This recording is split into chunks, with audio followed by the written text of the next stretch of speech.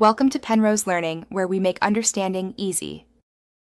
You'll start by preparing the phone, unlock it, confirm battery, and note one UI version. Once ready, open Settings and go straight to Display. This avoids hunting through menus. You're doing this now because panel controls live in display-related settings. If you prefer, long press an empty home screen area to quickly access display and home settings. Make sure to move any active widgets or shortcuts so you don't lose placement when adjusting panels. Once you're in display, find Edge Screen or Panels. Names differ by one UI. Tap Edge Panels to reveal the list. You'll see thumbnails and the handle position. Here you can uncheck specific panels to stop them appearing, or use the master toggle to turn all panels off instantly. You're doing this to reduce accidental swipes and save resources.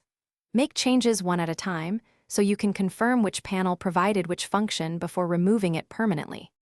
Finish by confirming the Edge Panels toggle is off, then test the screen edge with a quick swipe to confirm removal. If panels still appear, reboot the phone. If that fails, clear the Settings app cache from App Info and retry. You're doing a restart because it forces the UI to reload. If everything is clear, you can re-enable single panels later using the same Display Edge Panels menu. This keeps control tight and reversible if you change your mind. Thanks for watching. If this was helpful, leave a like and consider subscribing. See you next time.